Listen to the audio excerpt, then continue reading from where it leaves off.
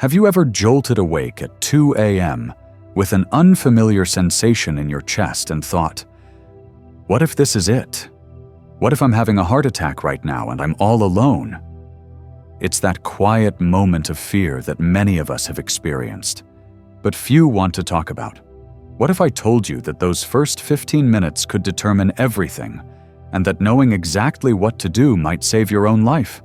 The truth is, surviving a heart attack when you're alone isn't just about luck. It's about preparation, recognition, and knowing the right steps to take before help arrives. In this video, I'll share 7 life-saving steps that could give you the precious time you need when every second counts. If this information feels important to you, please like this video, subscribe to our channel, and share your thoughts below. Now, let's start with something crucial. Understanding what your body is trying to tell you before it's too late. Heart attacks rarely announce themselves with the dramatic chest clutching we see in movies. Instead, they begin with subtle whispers that are easy to dismiss, especially when we're alone. For many of us over 60, a heart attack might start with what feels like heartburn or indigestion, a pressure or tightness in the center of your chest. You might think, maybe it was just that sandwich I had for lunch, or I'll feel better after I take some antacid. Margaret, a 68-year-old retired teacher, told me how she almost missed the signs one quiet afternoon. It wasn't pain exactly, she explained. It was more like someone was sitting on my chest, but not heavily enough to really bother me. What saved Margaret was noticing other subtle signs happening simultaneously. Her left arm felt strangely heavy. She felt unusually tired despite having slept well, and there was a light sweat on her forehead even though her home was cool. This is particularly important for women to understand. While men more frequently report chest pressure, women might instead experience extreme fatigue, shortness of breath, or pain in the jaw, neck, or upper back. These symptoms can appear so unrelated to the heart that many women wait hours longer than men before seeking help. Dorothy, 73, thought she was just having acid reflux and jaw pain. "I never once thought heart attack," she said. Only when the discomfort spread to her shoulder did she finally call her daughter, who recognized the symptoms and called an ambulance. What should you watch for? Any unexplained pressure or pain in your chest that lasts more than a few minutes, discomfort in your arms, back, neck, jaw, or stomach, shortness of breath, cold sweat, unusual fatigue, nausea, or lightheadedness. Your body is remarkably good at sending signals when something's wrong. The challenge is that we've gotten so used to pushing through discomfort that we sometimes miss these crucial early warnings. Now that you know what signs to look for, let's talk about the critical first action you should take the moment you suspect something isn't right. A simple step that could make all the difference. So you've recognized the warning signs, that pressure in your chest, the shortness of breath, maybe pain radiating to your jaw or arm. What you do in the next 60 seconds could determine everything. And I'm going to tell you something that might surprise you. The person you should call first isn't your daughter, your son, or even your next-door neighbor. It's 911. Many of us hesitate to call emergency services. We worry about bothering them if it turns out to be nothing serious. We think about the cost of an ambulance. We consider calling a family member to drive us instead. But here's the truth that emergency room doctors wish everyone knew. When it comes to a heart attack, minutes matter more than you might realize.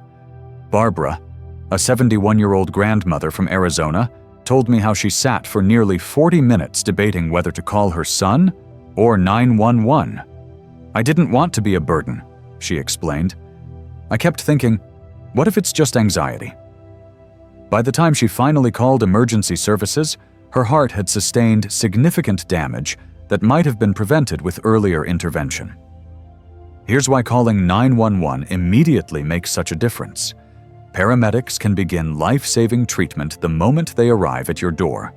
They carry equipment and medications that can stabilize your heart rhythm and improve blood flow.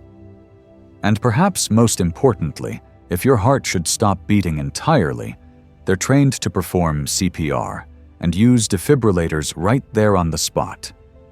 What many people don't realize is that ambulances aren't just transportation. They're essentially mobile emergency rooms.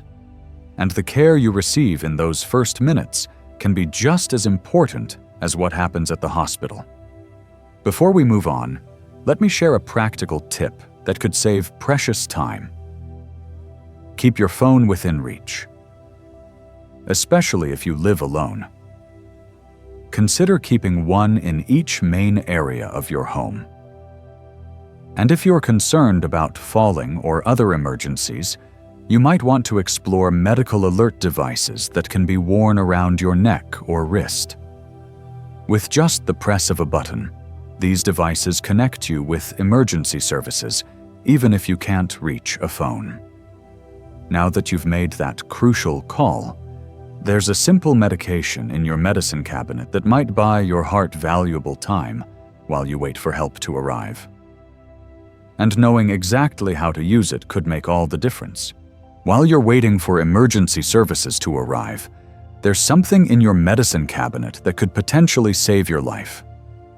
Aspirin. But not just any aspirin, and not taken in just any way. Let me explain why this common household medication becomes so crucial during a heart attack. Most heart attacks happen when a blood clot blocks an artery that supplies your heart with oxygen-rich blood. What aspirin does is remarkable. It makes your blood less sticky, helping to prevent that clot from growing larger.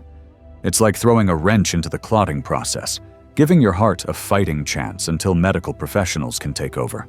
Helen, a 67-year-old retired nurse from Michigan, keeps aspirin in her nightstand, kitchen drawer, and even in a small pill container in her purse. "My doctor told me it's one of the simplest things I can do to protect myself," she shared. "When I felt chest pressure last year, I remembered to chew one while waiting for the ambulance. The cardiologist later told me that quick action likely minimized the damage to my heart." Here's what you need to know. For the fastest effect, you want to chew a regular, non-coated 325 milligram aspirin tablet rather than swallowing it whole.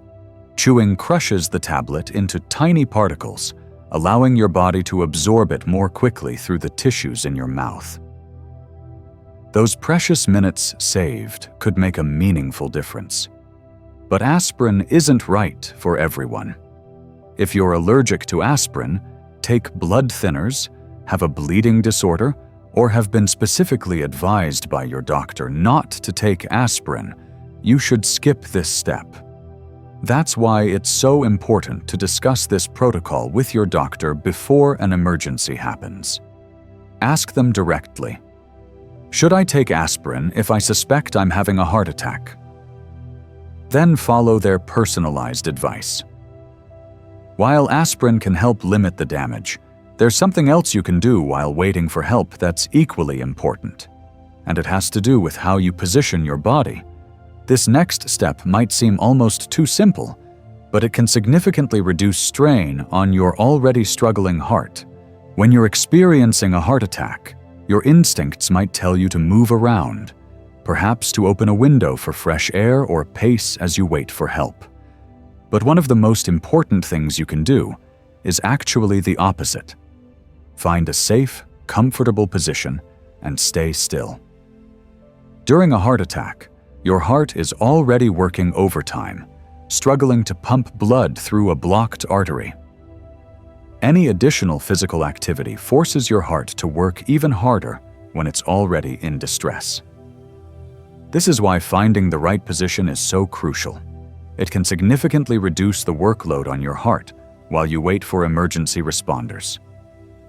Thomas, a 77-year-old from Pennsylvania, remembered the advice from his cardiologist when he felt symptoms beginning while alone in his workshop. My first thought was to clean up and get ready to go to the hospital," he said. But then I remembered, stop, sit, wait. That simple instruction might have saved my life. The ideal position depends somewhat on your symptoms. If you're feeling lightheaded or dizzy, lying down with your feet slightly elevated helps blood return to your heart and brain. But if you're having trouble breathing, sitting upright with support behind your back and your arms resting on pillows or armrests might be better. This position helps keep your airways open and reduces the effort needed to breathe.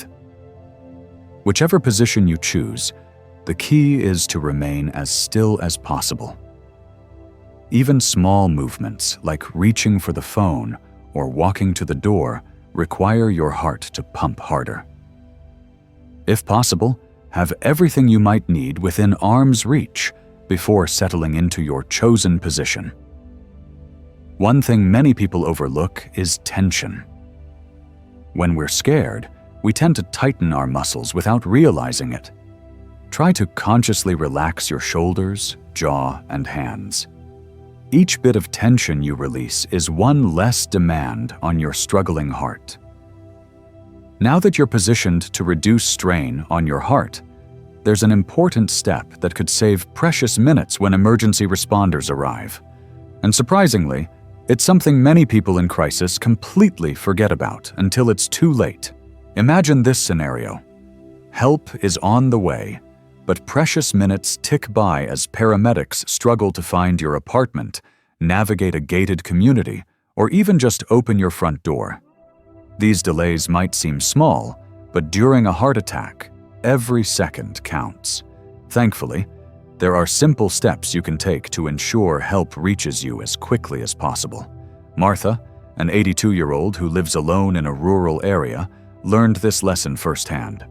"When I called 911, I couldn't get to the door to unlock it," she told me. "The paramedics had to break a window to get in. Now I keep a spare key in a lockbox that only emergency services can access.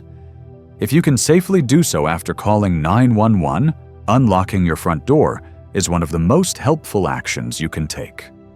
It allows emergency responders to enter immediately without wasting valuable time." If you live in an apartment building or gated community, make sure the dispatcher knows exactly how to direct the paramedics to your unit, including any entry codes they might need. For those living alone, consider preparation before an emergency ever happens. A clearly visible house number, outside lights that can be turned on, and a clear path to your door all help emergency services find you faster. Some communities even offer programs where you can register your address as a home where someone with medical conditions lives alone. Another essential preparation is an emergency information sheet. This simple document should list your medical conditions, medications, allergies, and emergency contacts. Place it somewhere visible, like your refrigerator door, where paramedics are trained to look. Some people also keep a small bag with current medications and a copy of their latest medical records ready to grab. These preparations might seem like small details, but they can make a remarkable difference in how quickly you receive life-saving care. And speaking of preparation, the device you likely carry with you everywhere has features specifically designed for medical emergencies. If you know how to use them, that smartphone in your pocket or on your bedside table isn't just for calls and text messages. It could be your most powerful ally during a heart attack. Modern phones come equipped with features specifically designed for medical emergencies, yet surprisingly few people take the time to set them up before they're needed. Did you know that most smartphones have emergency medical ID features that can be accessed even when your phone is locked? This digital information card can display your name, age, medical conditions, allergies, and emergency contacts, critical details that emergency responders need if you're unable to communicate. Carol, a 69-year-old former teacher, credits this feature with helping paramedics make fast, informed decisions when she collapsed in her garden. They told me later they knew about my heart condition and medication allergies before I even regained consciousness, she explained. It saved valuable time when they were deciding how to treat me. Setting up this feature takes just a few minutes. On an iPhone, it's found in the Health app under Medical ID. On Android phones, look for emergency information or medical information in your settings. Take the time to fill it out completely. This small act of preparation could provide crucial information when you can't speak for yourself. Another powerful feature is speakerphone. If you suspect you're having a heart attack, immediately switch to speaker after dialing 911. This allows you to set the phone down and focus on staying calm while still communicating with the dispatcher. It also keeps your hands free to take aspirin or unlock doors if needed, and ensures you can still be heard if you become too weak to hold the phone. Some newer phones even respond to voice commands like call emergency services or call 911, which can be invaluable if you're experiencing arm weakness or are unable to reach your phone. Familiarize yourself with your phone's voice assistant features now before an emergency occurs. For those who live alone, consider technology like smart speakers that can call for help, or wearable devices with fall detection and emergency calling capabilities. These modern tools provide an extra layer of protection for those precious minutes when you're waiting for help to arrive. While technology can summon help, there's something else you can do that requires no equipment at all, a technique that can help calm your nervous system and give your heart the best possible chance while you wait. And it all begins with something you're doing right now without even thinking about it. When you're in the midst of a suspected heart attack, your body's natural stress response kicks into high gear. Your heart races, your breathing becomes shallow, and panic can quickly set in. What many people don't realize is that this stress response itself can actually place additional strain on an already compromised heart. But there's a powerful tool you already possess that can help calm this response: your breath. Controlled breathing isn't just a relaxation technique. It's a physiological intervention that can actually lower your heart rate, reduce blood pressure, and decrease the demand on your heart. And unlike medications or medical devices, it's something completely within your control, even when you feel most helpless. James, a 75-year-old veteran, used this technique when chest pain woke him at 3 a.m. My first instinct was to panic, he recalled. But then I remembered my cardiac rehab nurse teaching us about breathing. I focused on slow, deep breaths until the ambulance arrived. The paramedic later commented on how calm I seemed despite what was happening. Here's a simple breathing pattern you can practice now and use if you ever suspect you're having a heart attack. Breathe in slowly through your nose for a count of 4, hold briefly, then exhale through your mouth for a count of 6. This extended exhale activates your parasympathetic nervous system, your body's natural calming mechanism. The beauty of breath control is that it gives you something concrete to focus on besides your symptoms and fears. It creates a rhythm that can be deeply reassuring when everything else feels chaotic. And best of all, it's something you can practice regularly, so it becomes second nature when you need it most. Some people find it helpful to pair their breathing with a simple mantra like "I am calm" or "help is coming." These positive affirmations, combined with controlled breathing, can help keep panic at bay during those critical waiting minutes. Remember, controlling your breath won't stop a heart attack, but it can help reduce its severity by lowering the demands on your heart. It's a powerful example of how your mind and body connection can work in your favor during a crisis. As we've seen throughout this video, surviving a heart attack when you're alone isn't just about luck. It's about knowing what to do and having the presence of mind to do it. And that preparation begins long before any symptoms appear. We've walked through 7 critical steps that could save your life during those crucial first minutes of a heart attack when you're alone. From recognizing subtle warning signs to making that vital 911 call, from aspirin to positioning, from clearing pathways to using technology and controlling your breath, each step puts more power in your hands. Being prepared isn't about living in fear. It's about living with confidence. The knowledge you've gained today is a gift to yourself and those who love you. Please share this video with someone you care about, subscribe for more life-saving information, and leave a comment about which step you found most valuable. Your insight might help someone else when minutes matter most.